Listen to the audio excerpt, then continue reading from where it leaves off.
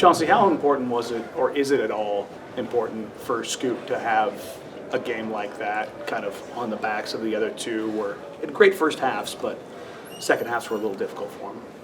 Yeah, I thought it was big. It was big, but it just speaks to who he is, man. You know, he just keeps trucking the whole time, you know. He plays good. He plays not great. It doesn't matter. Next game is a totally new thing.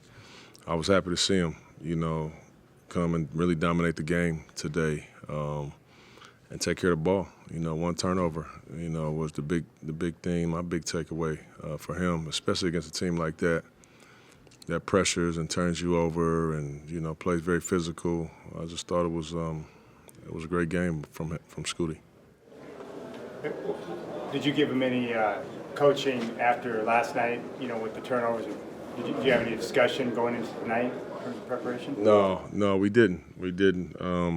What I usually do with Scoot, I let a few games go, you know, and then we'll kind of circle back on them. But no, he's very aware, you know, of what's going on at the time, and he gets kind of down on himself too out there. So, you know, me as a coach, I got to kind of feel that out, you know. And if I see that, I'm not gonna come on top of that, obviously. But nah, man, I was just happy for him. You know, I was happy for him. I wish he could have finished today, this game today, and just kind of see how it went. But he was awesome today.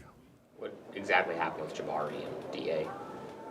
Bar, I think he just kind of banged knees. And, you know, he has that tendonitis kind of flared up on him. And then DA, I don't know, I think his back was just a little tight. What was Scoot dealing with? You know, he's that growing stuff that he got going. Just extended, you know, the minutes. You know, he don't got a lot of subs over there. Chauncey, when you look at this season from October to now, where do you think Scoot made the most progress?